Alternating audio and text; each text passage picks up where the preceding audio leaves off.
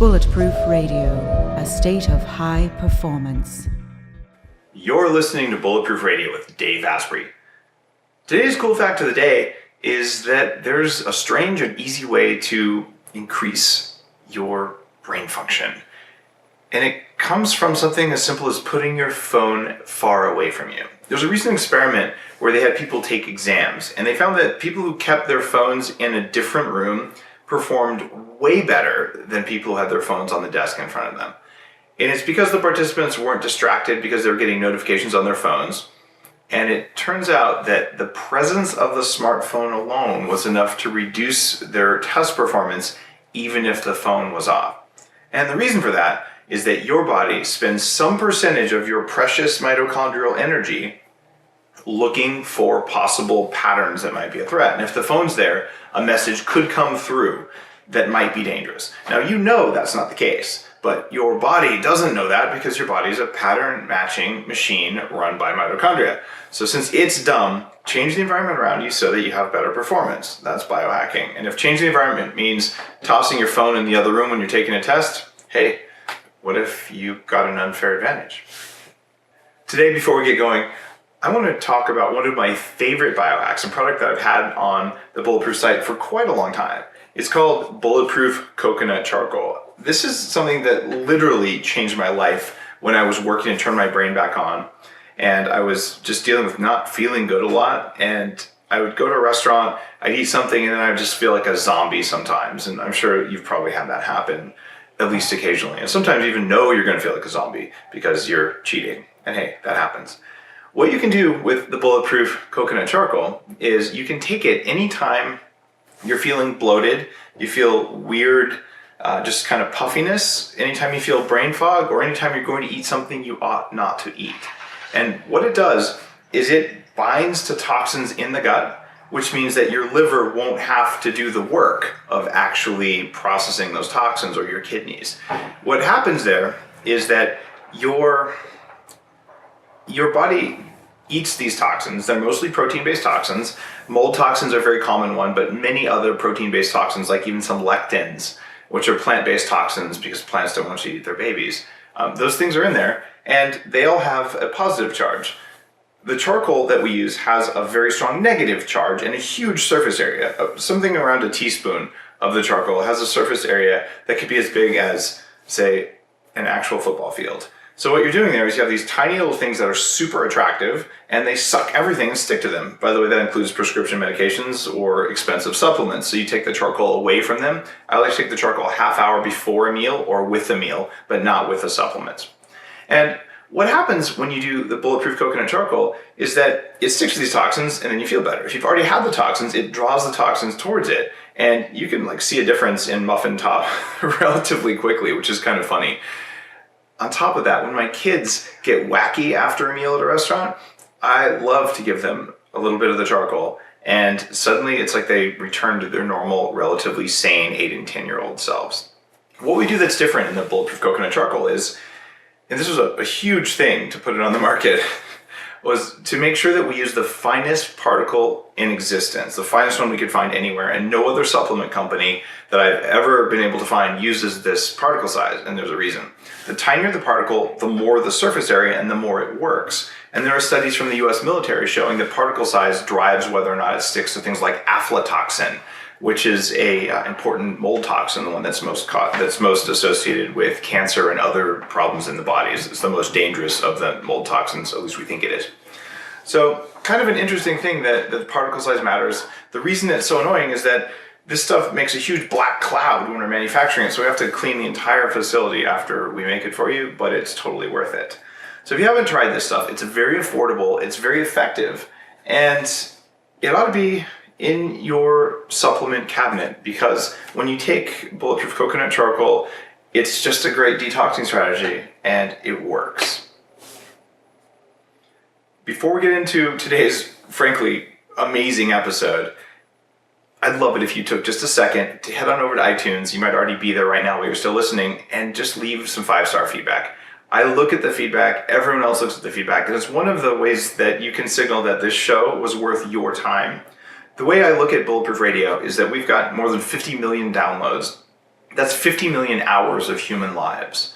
Now, if I'm wasting your time, I'm not providing value, if this isn't something that's useful for you, not just entertaining, but hopefully entertaining and useful, I held myself to a pretty high standard. If you could have used that time for something better and you didn't, that makes me a mass murderer. And if this was the highest and best use of your time, even if it's while you're driving or working or whatever else, then I did a good thing, right? But there isn't a lot in the middle. So I don't want to waste your time. If this show is worth your time, then I'd love it if you left a review. And if it's not worth your time, then click skip. But I promise you, this is probably the best episode I've ever recorded. It is such a cool conversation. And we go into some areas you wouldn't even expect.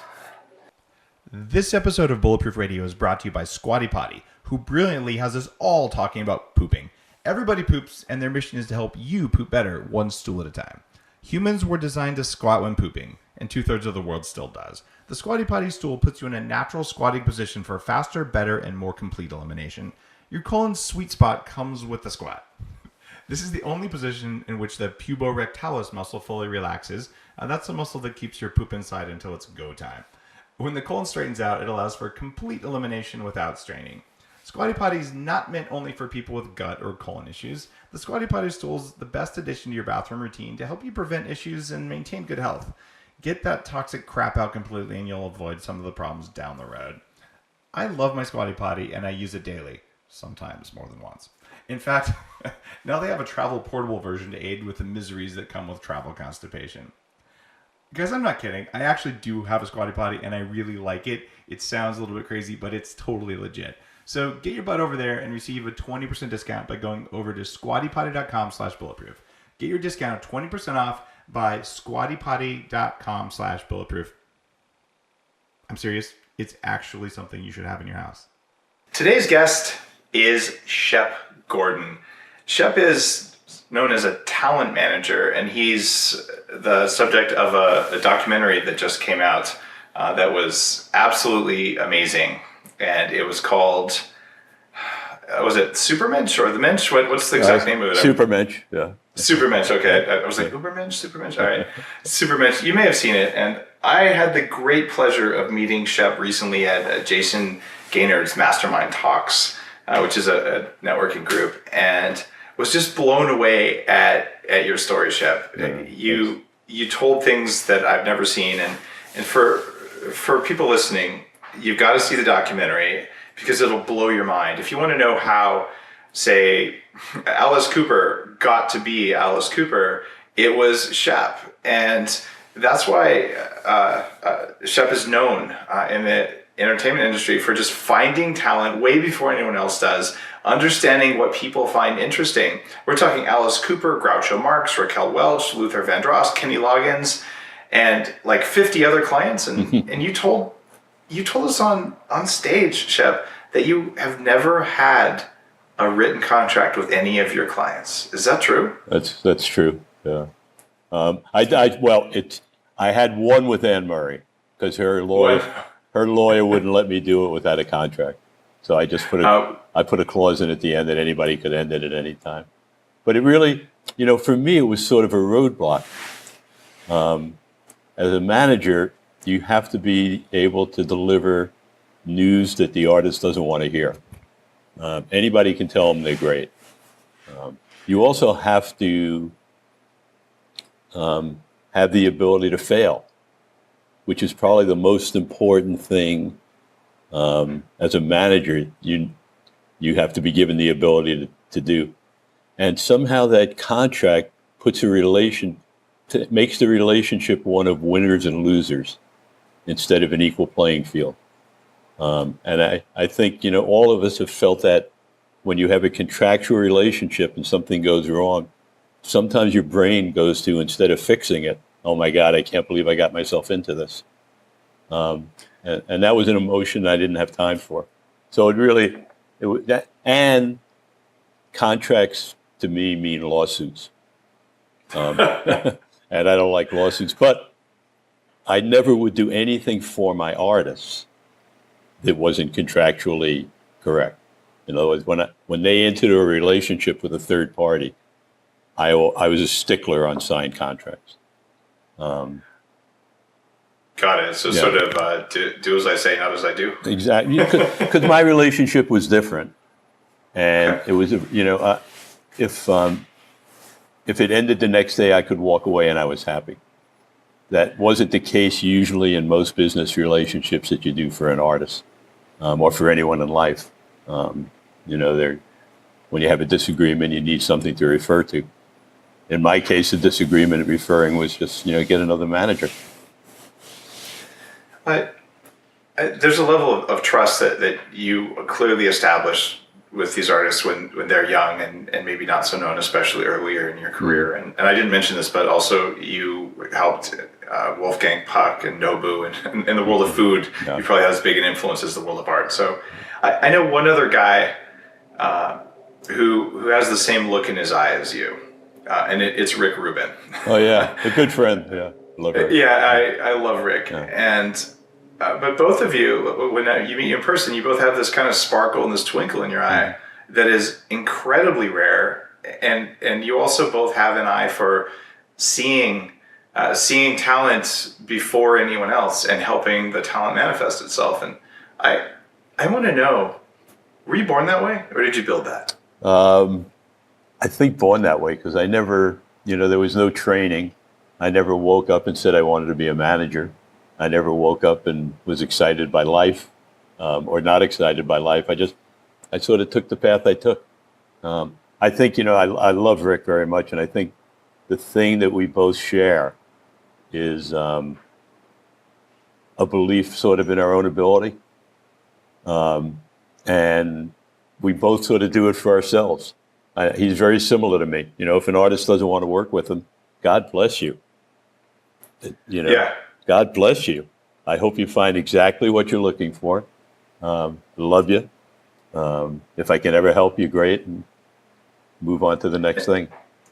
There's a difference, and maybe I'm reading into this, but this is just something that I'm perceiving. So self-perception always has its flaws, but when you say that, it actually goes all the way down. It's not the same thing that anyone else could say, because people will see you. And on the show, you may be able to hear it in his voice. If you watch this on YouTube, you may be able to see it when you look at Shep right now. But there's something that's more than integrity. It's just like an awareness thing. And I've chatted with Rick. I haven't interviewed Rick yet, but we've had many occasions to chat. And I'm really curious, because I want to know, how do we teach other people, or how do I learn how to have just that level of alignment from when you can look at someone and say, no, really, I want what's best for you, and to not have a little voice in your saying, and what's best for me. How did you get there? I think I always sort of had it in me. Okay. I'm not a Buddhist, but I got very curious about Buddhism. I went to Chiang Mai on a vacation, my first real holiday when Alice was successful. It's the first time I could afford a vacation. And in the drawer was not a Bible, but a Buddhist, like a book, I don't know what, a prayer book, Buddhist prayer book, I think it was called. And TV in those days was mostly in Thai. I didn't have much to do, and I started reading the book. And as a kid growing up, I was raised as a Jew, proud to be a Jew. But my attraction to Judaism was culture, not teachings. I was almost offended by the teachings. Wow. Things like the price you paid for your ticket on the high holy days determined how close to the front you sat. And I thought that was really weird. That's like that's weird for a religion to do, when they're talking about everyone's equal. You're supposed to. So there were little things like that I tripped over, that a rabbi wouldn't marry a Jew and a non-Jew. And I said, boy, that's really weird to me. How can you love everyone and make that kind of differentiation? It didn't compute. But I wasn't anti-Jewish, it just didn't compute. So it didn't relate to me. But the culture I love. What were the things about growing up Jewish and Jewish culture that stood out most for you? Meals were really important. Family, really important. Charitable work, really important. Taking care of your brother, really important. A really deep connection to generations before you and the sacrifice that they went through so that I could be at that table having that meal. Just a beautiful sense of tribe. It was my first real sense of tribe. But the other side of the tribe didn't make sense to me. It just didn't, it was so different. When I read the Buddhist, I said, wow, this is the stuff I believed in. Let me investigate this a little more. And I wrote a letter to a friend of mine from college who I knew everything in life. And he wrote me back this beautiful 10-page letter about Buddhism, which ended with, now the most important thing in Buddhism, forget everything I told you. Your walks on the beach in the morning, that's the essence of Buddhism. So I take Wow. Wow. So it made me really curious. And then I got lucky enough to have an encounter with His Holiness, the Dalai Lama, and was even more blessed and helped to orchestrate, helped to create my own blessing. I got to cook for him. Tell me a little bit more about that. I got taken in Los Angeles. I had already was curious about Buddhism. Having read that book, had my friend send me the thing, feeling this peace inside of me that I didn't really know where it came from. I could see that it, I was confused. On the left-hand side of me, I was headed for a train wreck, too successful, too much drugs, too much everything, but I was having a great time. There was no buyer remorse, but I was really aware of the fact I was headed for a train wreck. And I got taken to a speech by His Holiness in LA. I was with an actress, and because of that, we got taken backstage. That's the Hollywood thing. And when he walked in the room, I felt like I had taken the greatest shower of my life. I've never felt so clean, mentally, spiritually. I don't know if I brought that to the night or he created it in the night, but for whatever reason it happened, it just was, oh my God, this is like the cleanest I have ever felt. I gotta figure out how to get near this and figure out what it is, because I want to feel like this every minute. I don't want it just to be when a guy walks in a room. That's how I want to feel every second, like clean from head to toe. And so when I got back to Hawaii, I saw her on a bulletin board at Barnes & Noble when we used to have bookstores, that he was coming to the Big Island for a teaching. And in those days, he wasn't the Dalai Lama. A few hundred people would show up, not 100,000. So I sent a note to the person who was the contact for Hollywood, saying that I had just started this journey in the culinary world. I had started managing some chefs. And I would love to show His Holiness the bounty that makes Hawaii so special. And make sure that when he got here, he didn't just get hotel food, but that he really got to touch the people and the farmers and the growers. And they accepted it. Wow. Which got me so nervous, it was unbelievable. But the way they accepted it was really interesting. They didn't ask me if I cooked. Nothing. They wouldn't tell me what he ate. The only thing they said to me was, you can't have any expectations. If your expectation is that you're going to cook for him and meet him, don't do the cooking. You cannot bring expectations, which I thought was really interesting, great. And I have my own kind of self-worth issues. So I was almost happy I wasn't going to meet him, because like, what do I say? What do I do? What do I and a funny little story that I think really reflects on who he is. I did some research on Tibetan cuisine, which is very limited. But what they have is yak, Y-A-K, and it's a cross between, I think, a goat and a cow. So it's a very skinny animal that lives high up in the hills, in the mountains, which is where they are. But I assumed that he was a vegetarian. It was an assumption I shouldn't have made, but I assumed it. But I wanted, in my culture, like whenever anybody would come to my house, either here in Hawaii or in LA, I'd always have some chicken soup. I used my grandmother's recipe. Always my welcoming, here's something to like warm your heart and bring you into the family. So I said, what is there in Tibetan culture? Yak. So the thing that they use is yak tea. You go to someone's house, you have yak tea. Right. So it's illegal to bring yak butter into the country, but I got someone to smuggle it in.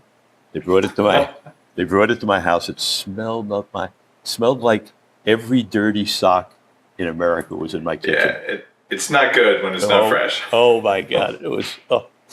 And but I made yak tea. So the first morning I go up to, I finish the meal, and His Holiness's emissary comes in and says, "Please bring him his breakfast." And I'm going to bring him his breakfast. Oh my God! So they covered my mouth in a little cloth, and so you don't breathe on his food. And I can remember walking up the steps. It was probably 30 steps up to where he was staying, and the spoons were rattling, and I was shaking so hard. I was so nervous. But I had my yak tea, and I was thinking to myself, "Oh God, he's going to love this yak tea. I'm going to be such a hero. I'm going to be the coolest guy in the world." And the door opens, and he's brushing his teeth. He's got his robe halfway down, and he's brushing his teeth, and he looks over with this beautiful smile. "Oh, breakfast?" And "Yes, Your Holiness." "Oh, put on table." So I go to put it on the table, and he goes, and I say to myself, "Oh my God, he's smelling the yak tea. What a hero I am. I'm the coolest guy in the world." He goes, "Oh, yak tea?" And I said, "Oh, yes, Your Holiness." He said, "Oh, that's why I leave Tibet."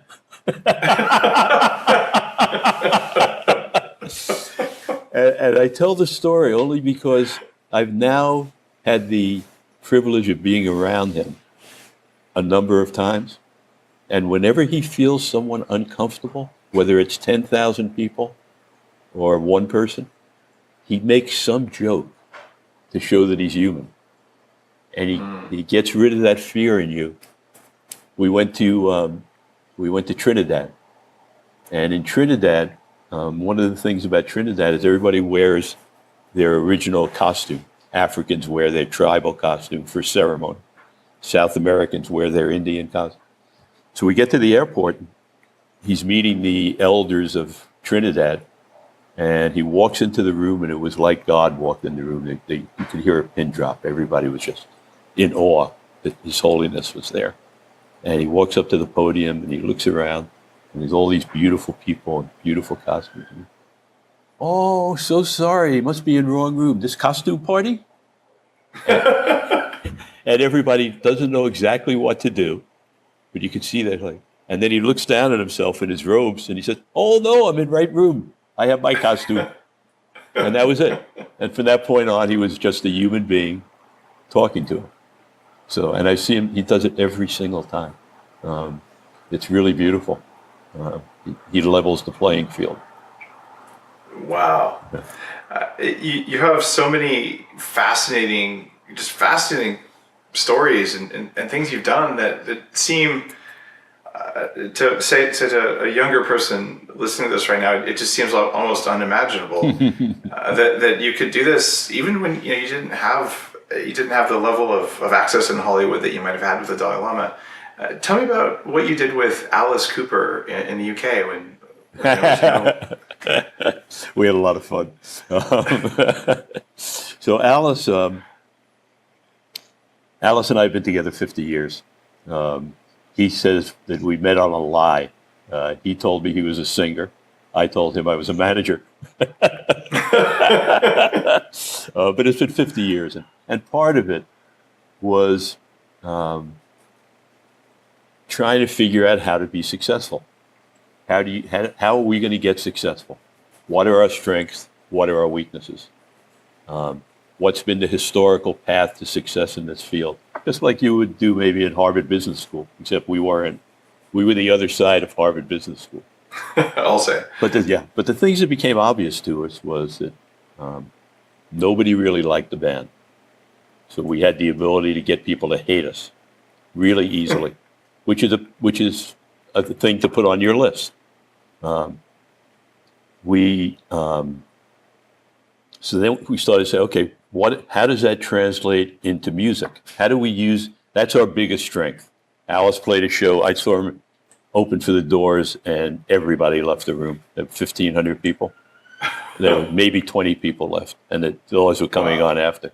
He was, if you read the early reviews, Rolling Stone came to a show and said it was something Walt Disney had the good sense to leave in the can. Oh, God. People would get angry, like truly angry.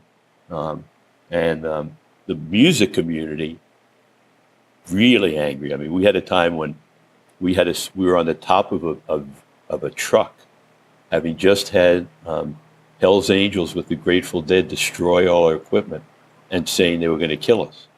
Bill Graham threw him off the stage. Said, either you play rock and roll or you act, but you're not doing both on my stage. He cut their set off after 15 minutes and threw them off the stage.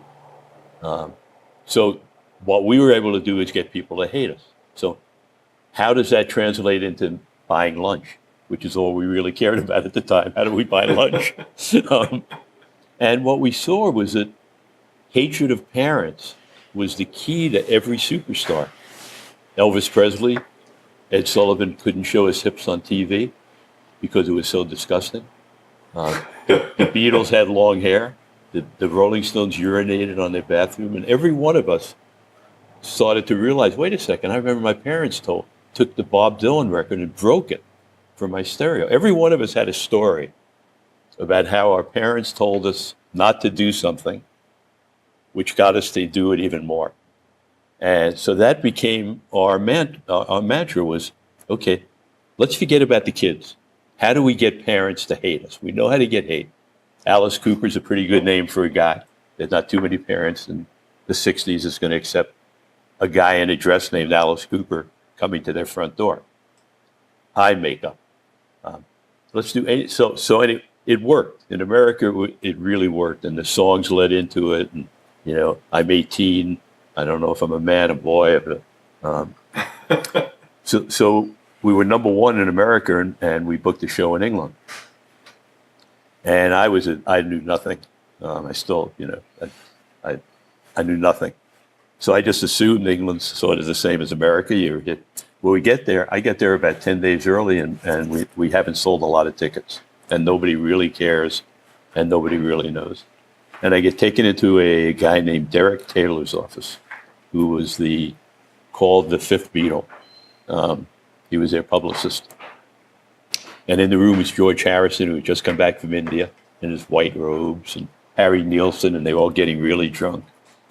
And I sat there for hours, and then everybody left, and he turned to me and he said, why are you here? And I said, well, we're on your label, and the president of the company said, maybe you could help me, and I explained the problem. And he said, tell me about Alice Cooper. And I said, the only thing you really have to know is that we want to get parents to hate him. How do we get to the parents? We don't care about the kids. I have 10 days to get the parents over a breakfast table to say to their kids, you're not going to see that Alice Cooper Saturday night, are you? Because if you are, you're grounded. That would be winning. That was gigantic. That is so brilliant. So we talked about what is every English parent, where do they get their information? And breakfast news, BBC breakfast news, was the big item. It was sort of like the Ed Sullivan Show had been in America, or one of those shows where the family in the morning watches. And so I said, what do they do on there? He said, well, they do things like, grain reports, weather, traffic. And he said, traffic's probably the biggest at the rush hour because they have helicopters that go up and they show you how to get to work and do stuff. So I said, so where's the most traffic? And it was Piccadilly Square. It's this roundabout. And we had just done a photo shoot with Alice, naked, with a boa constrictor wrapped around his penis. And it was a very famous photographer, Richard Avedon, who was probably in those days the number one photographer. So it had some art merit besides being this great shot that we loved because parents hated it. Here's a naked guy with it.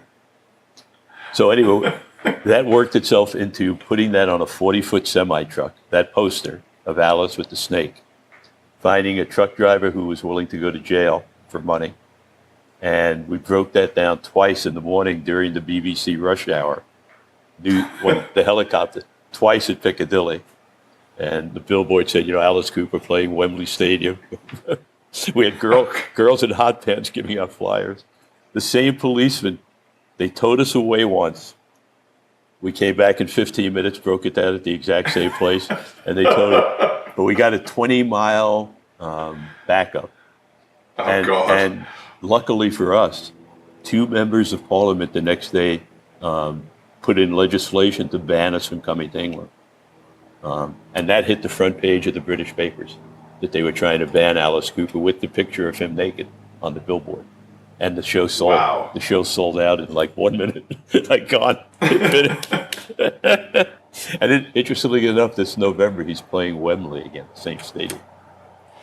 I bet you're not going to be blocking any traffic this time. No. For us, it doesn't sort of work anymore. He's out. He's gone past that moment. But I think of course. But I can remember for me walking past my kid's room the first time I heard rap music. Opening the door, hearing lyrics that to me were offensive. I opened the door and said, "What is this crap you're listening to?" And as I said it, I said, "Oh shit. This is going to be gigantic. If I'm telling them, turn it off, game, set, match." It was probably Run DMC and Rick Rubin was working with. Yeah, it could have been. Definitely could have been. So you didn't quite turn into your parents breaking your Bob Dylan record, but you had the urge. Yeah. That's a good thing. very Tapes much. were harder to break then. Yeah. Yeah, there were no more records. There was nothing to break. They were running. Now when you talk about these stories, you have hundreds of them like this, where it just sort of seems to happen around you, and you've actually talked in your documentary and in your book, which is called Call Me Supermensch, and you go through some of these things, but you have this motto, which is create history, don't wait for it to happen. Yeah. I was just going to say that. Yeah. Okay. When did that become your motto? I don't know if it was ever conscious, but it started early in my life. I always felt like the first day of my life was when I left home. For a lot. How old were you? I was 18. Okay. And my first year of college, but that always felt like the first year of my life when my personality started to take over. And I still don't really plan anything out, but we were in Buffalo. And this is a 2-pronged story. One part of it is maybe X-rated, but I was in Buffalo. We were studying. In college, you used to take speed, stay up 2 days, 3 days to study. I think they still do that. Yeah, I don't know. Probably do. These were black beauties, Dexedrine. I remember they called black beauties. And anyway, we were getting really silly, and one of the things for a biology test was the sex organ of a fern was the thallus of Marcania. And we started laughing and saying, "Wow, it sounds like the ruler of a country, thallus of Marcania." And one thing led to another, and we sent a telegram from the UN in New York. We had a friend go to the UN, to the mayor of Buffalo, saying the thallus of Marcania was coming to visit. And he had relatives in Buffalo, and they wanted it to be a royal visit. We assumed, nothing's going to ever happen. We wake up, and it's on the Buffalo Evening News that the mayor's going to meet him at the airport. The whole top floor of the Statler Hilton is so now we decide we got to do it with a guy named Arthur Canner, who I think has passed away now. Went to New York on a Mohawk airline, I remember, or Allegheny airline, with a couple of sheets and pillowcases. And he comes back off the plane wearing the sheets and pillowcases. The mayor's there, but unbeknownst to him, the night before we stayed up again, and we couldn't let it sit. So we called B'nai B'rith, and we told him, "How could you let the thallus of Marcania come? He's the most anti-Semitic ruler in America." So now 1,000 people came out and picketed at the airport, Buffalo Airport. And so anyway, actually I gave a talk at a Jewish center for my book last year. 4 of the people had been holding placards at Buffalo Airport, lived in Buffalo as kids, and actually came out from the Jewish center, never knowing it was a hoax. Oh, but And you just did this for just pure amusement. just for right? amusement. But then 2 years later, I went to Mexico, and I took my first psychedelic, which was Peyote or peyote. Yeah, pure peyote. And in Mexico, I had read that they used it for rheumatism, that they put it in alcohol for a couple of months and then rubbed that. Mhm. So I went to a herb store and I picked up a burlap bag of peyote and took it down to Acapulco. I never chewed it because it tasted horrible, but I would cut little pieces and take it with water. But my first trip, there was a fire on the beach, and the fire went out. And I said to myself, I can make that fire come back because I can do anything. I'm part of this. I'm just one other piece. So and it came back. Whether it did or it didn't, I don't know. But I remember leaving Mexico saying, I can do anything. It's really is that still with you today? yeah. But what I tried to do then was use it for my business in a practical way. So how that became practical to me was, instead of thinking about how am I going to sell Alice tickets, I thought about how am I going to what can I do? What do I want? I want a parent to open up a newspaper at the breakfast table or see a TV thing that's going to get them to talk about Alice. Okay, how do I get that on TV? What's going to get on that TV? They do traffic reports. Let me fuck up the traffic, and then I get on TV. So I always used to tell my clients, my job is to get ahead of year and figure out where you go on the highway, And with Teddy Pendergrass, I was trying to tell the world he was Black Elvis. How do you tell the world someone is Black Elvis without being arrogant? So I got ahead and I said, well, if he was really Elvis Presley, what would be like the most amazing thing? If he gave a concert and only women bought tickets, the men were completely shut out and screaming and yelling when his hips go. So I went to Teddy and said, let's do a concert for women only. Let's be able to tell the story that you did a concert and 5,000 women showed up for your concert. We can't say you're Black Elvis, but we can let the journalists, when they look at the audience, I can feed them the line Black Elvis.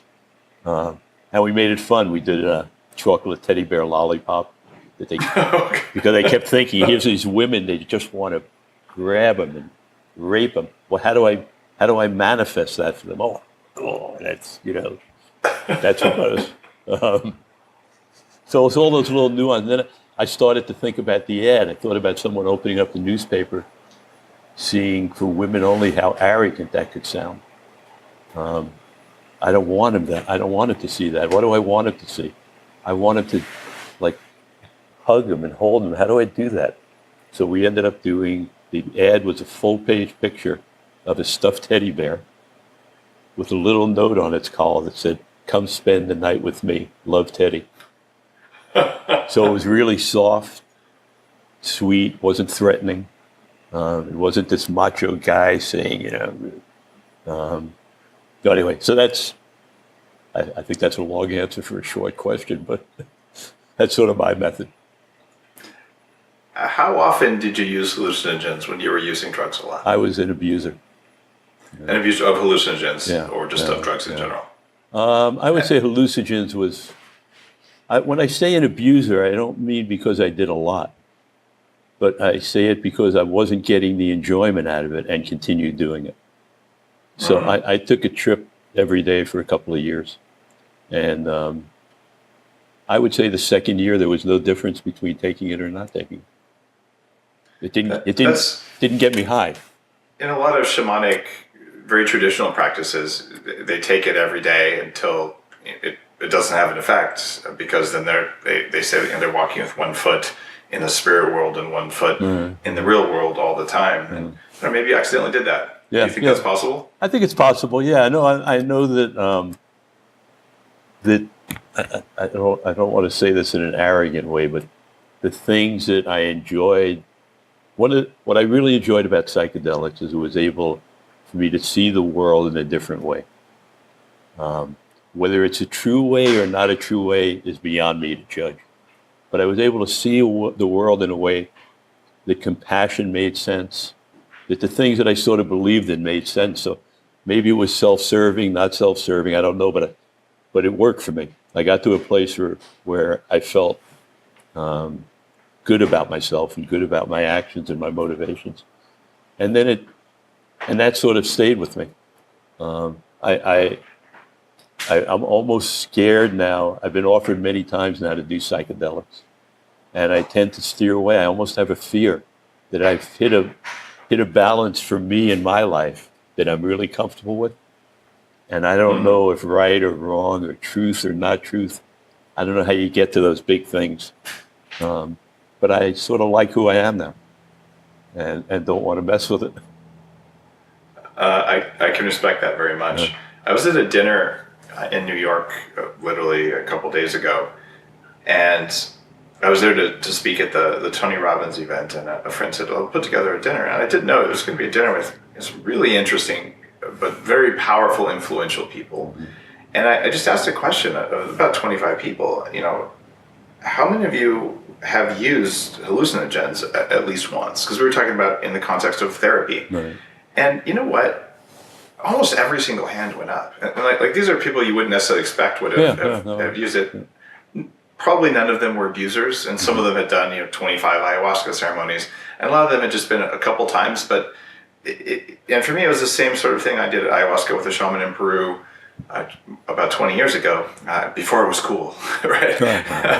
But just the ability to see the world from a different angle, I think, influenced me as well, and in a positive way. Mm-hmm. But there are people, and I'm sure you saw them, who didn't do well when they'd used a lot of any kind of drug, including the psychedelics. I've had some friends who moved to a ledge that they probably wouldn't like to be on. But I think they're experiencing a renaissance right now, and I hope it's for the good. But do you think that's a good thing for the world? Or, I don't. I don't feel qualified to make a decision. I think that I don't know enough about this micro thing that I've heard about adjacent thing really for the first time, and I've now seen more and more places. I'm curious about ayahuasca. I had yesterday an amazing guy at the house, Chef Alex Italia, who's got the #9 restaurant in the world, say Apollo. Wow. Who offered to take me in. He forages his stuff in the Amazon. If you get a chance, he's on Chef's Table, and it's a remarkable piece. He attributes everything in his life to his first acid trip. Made him see the circle of life, which made him want to cook and want to do the things that he does. Really beautiful thing. So I'm going to be there in September, and he offered to take me into the jungle to his shaman. And that was my meditation this morning in the jacuzzi. Do I want to mess with who I've become? And do I even want to see if I'm not right in my comfortableness? I'm 71. I'm sort of happy. Oh, your nervous system knows the right answer, and you seem like the kind of guy who's plugged in intuitively to know what the right thing to do is. Yeah. So I'm meditating on it. Yeah. Good. Yeah. Good. Mm-hmm. Well, maybe I'm going to spending some time in Hawaii, and I know we're planning to hook up. So it'd be great. Yeah. Maybe confidentially, you can share the story with me if you feel so motivated. I'm certainly curious.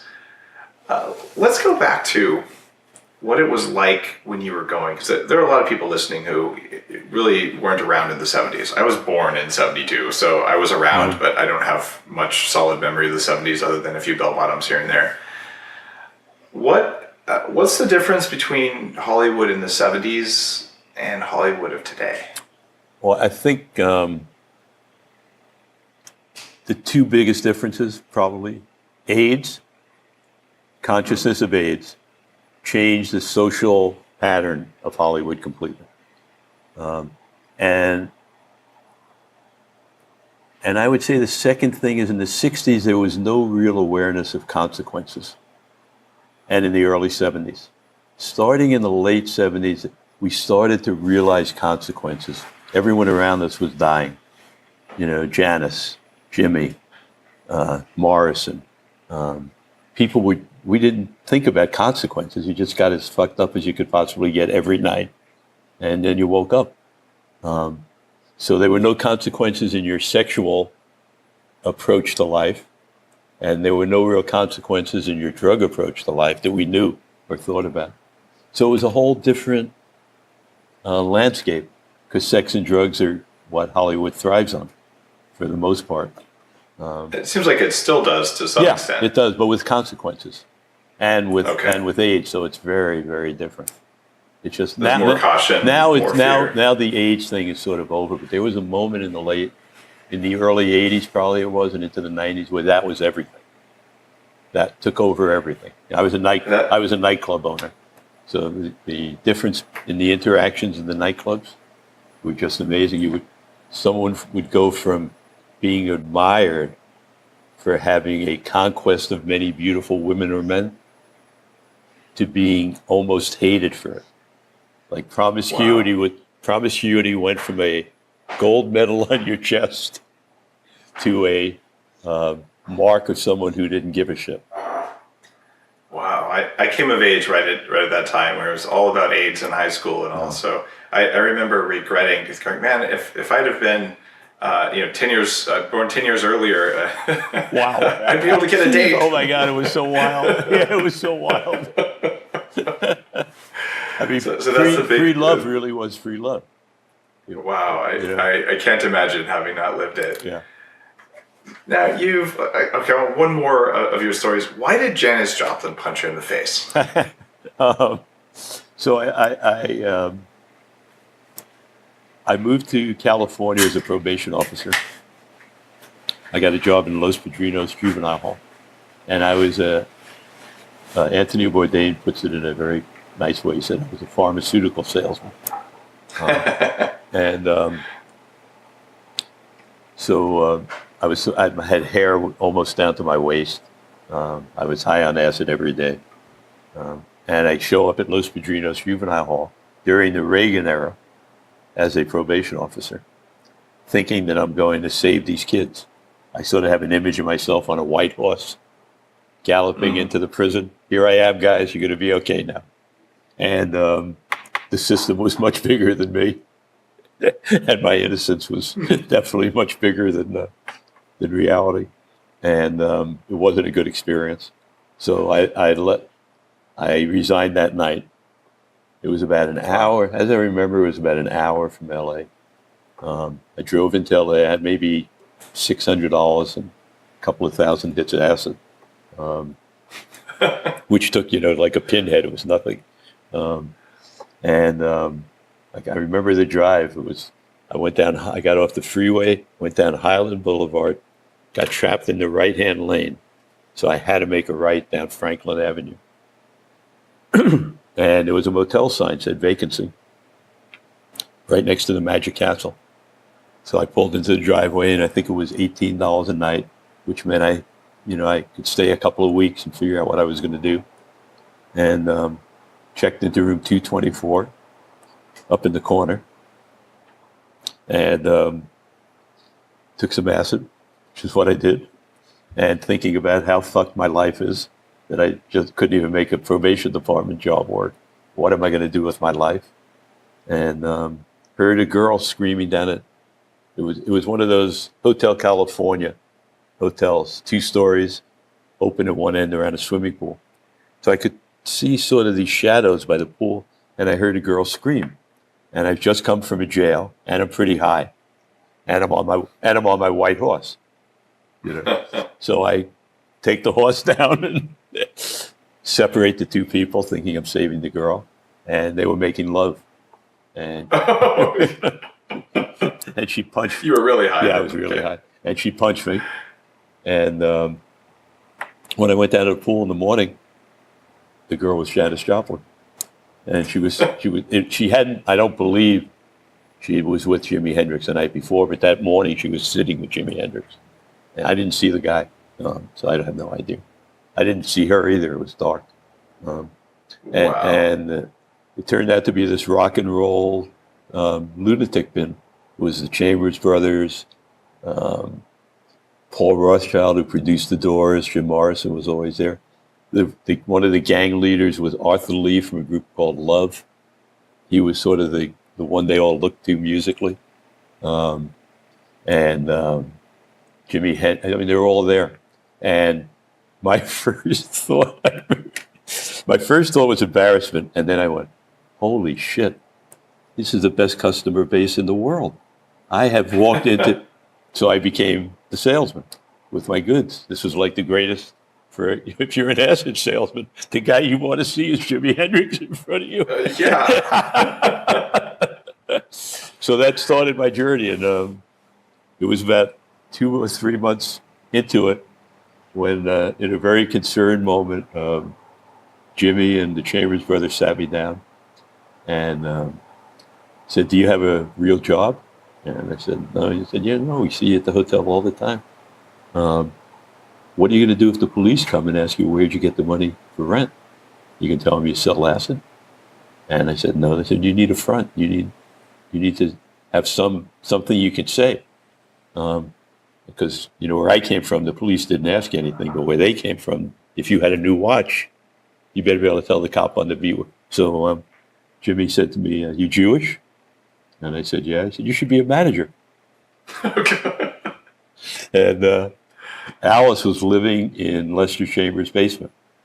So they went over to see Alice, and Alice tells a story that Lester came in and said, we found a Jew that'll manage it. And that's the only way to make it in Hollywood. And they all came over to the hotel, and we shook hands, and it's been 49 years, 50 years later. And you've been a manager ever since? Yeah. Wow, and you just happened to end up at that hotel through some sort of alignment of whatever. That is, it's an amazing story. I think for most of us, you know, I think most of us in our lives, grabbing chance is a big part of the success, you know? Yeah. I think we all get to go on that merry-go-round. It's grabbing the ring. But, there's times in my life where I can see something big and it hurts to not grab it. Yeah. So then I feel like almost literally pain if I don't go do it, and it tends to be something that disrupts a big industry that needed it. So maybe you felt some sort of pull, or maybe you didn't. Yeah, no, my work is completely disassociated from my life. Wow. Not the culinary side. Mm-hmm. The culinary side is my passion and very connected to my life. But the music and the film side, all that stuff that I did I think it's part of what made me effective was that I was not emotionally attached to it at all. I don't listen. It's funny you say Rick Rubin, because he came here about maybe a year and a half ago. We knew each other when he first started Def Jam. I counseled Russell and Lior. So I got to meet him. And Russell would come to the house a lot, and you know, I would sort of mentor them a little bit. Lior is an Israeli kid who stayed at my house with his parents. But I never really got to know Rick. And when the documentary came out, Rick emailed me and said, I'd really like to spend some time with you. When are you going to be in Hawaii? And he has a place in Kauai. So he came over. We had a beautiful time. I got to meet his wife, who's just sensational. Yes. Really, and really got a deep appreciation for him. And at the end of it, he said to me, I'd like you to play this new thing I've been working on. And I said, I'd love to hear it, but we'll have to go in my car because I don't have any stereo at the house. Oh, no. And he said, you're kidding. I said, no, I don't. I probably haven't had one in 25 years. And he went out and bought me Sonos for all of my houses, my guest house, my office. His place is all wired up with Sonos too, and I've got Sonos here as well. It's a cool thing. I love Sonos. But I love it. That sounds a lot like Rick, a generous guy, and so deeply connected to music and how it moves people. And it's funny that you've worked in music for so long, but I guess in 25 years you've been more on culinary and also philanthropy. And I know we've got about 10 minutes left before you've got to run to the airport. So let's spend about 5 minutes talking about why you went into philanthropy. Like what motivates you to do it? What's important? I'm as a Jew, first of all, it's really an important part of our culture. As much as maybe the image of toughness, it's always, to me, I felt that tug very strongly. having our people persecuted the way they were always made me feel that philanthropy is an important part of my life. And I feel so lucky to be here, the sacrifice people gave. But I wouldn't say I ever sat down and said, I'm going to be philanthropic. It's just opportunities came up. I think now I'm probably more focused than I've ever been. And it's on hunger. I feel in some way that I've helped to empower a generation of artists to really get economic reward, get the kind of respect they deserve. I think I helped to make the culinary arts a real art, a real art form. And I gave the graduation speech at the CIA last year. I said, we all sacrificed a lot so you guys could be stars and make the money you're making. And we didn't do it just to cook dinners for people who can afford $100 meals. That's not what this is about. That's a beautiful part of life. But when you walk out of your restaurant that got 2 Michelin stars because you were able to walk over the backs of all of us, and we were happy to let you walk, to the left are starving people, and to the right are starving people, and they're your neighbors. And our obligation is to make sure there's nobody starving. That's the job, not to make $100 dinners. That's a nice perk. So I've spent the last few years of my life and spending more and more trying to instill that thought into the people who are feeding people, that it's not just about feeding rich people. And I think it's the first time in my life that I have a credible platform to speak from. I think they listen to me. In the culinary world, I think I'm able to maybe affect them. So I want to use that little bit of power that I may have to try and stop it. Here on Maui, we fed 1.2 million meals through a New Year's benefit, Wow. which basically eliminates hunger on the island. So we're a great microcosm of some artists donating 1/2 hour of their lives. And it's great artists, it's Steve Tyler, Alice Cooper. Wow. They've all done it for 10 years now. And they donate. We have a great time New Year's Eve, and we actually feed an island. And that's a model that is so easy to transpose in every city.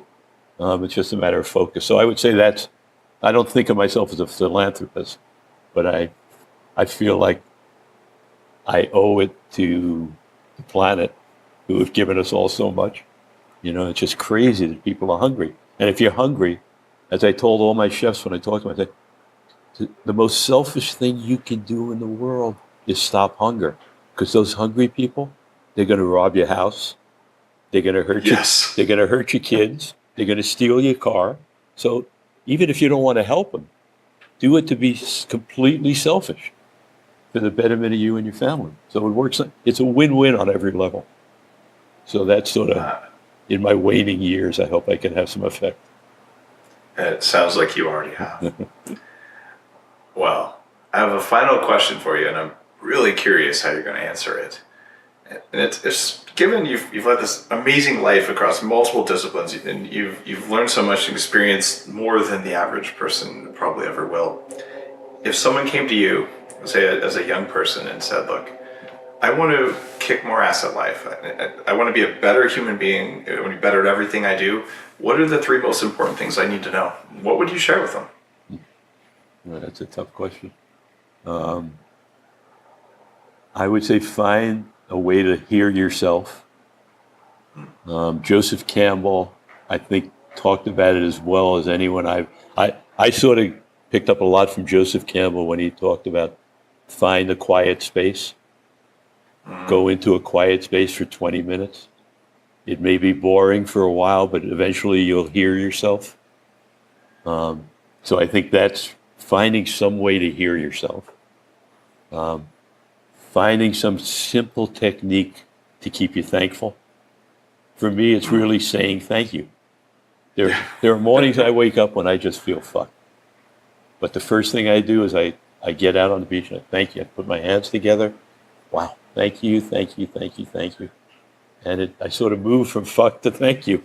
And it's a really simple, tiny, it's so obvious, to me it's so obvious, but it works for me. So I would say, hear yourself, be thankful, and try and have good thoughts.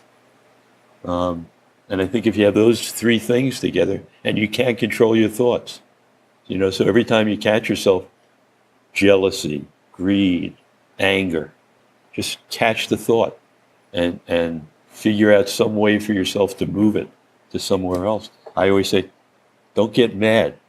Use that anger to accomplish what you want to accomplish, what you're angry about. But I also, the fourth one is don't listen to anybody. There's that Buddhist thing coming up again. Well said. On that note, Shep, it's a real honor to have you on Bulletproof Radio and to be able to share your stories and your wisdom. And thanks for taking the time to do this. Well, thank you for having me. I'm a fan, so thank you. Oh, it's a great honor. And I know you've got to go to the airport, so I'm going to let you go maybe Aloha. 2 minutes early so you can make it. Great. Don't rush. Have a safe trip, and thanks again. Thank you. Aloha.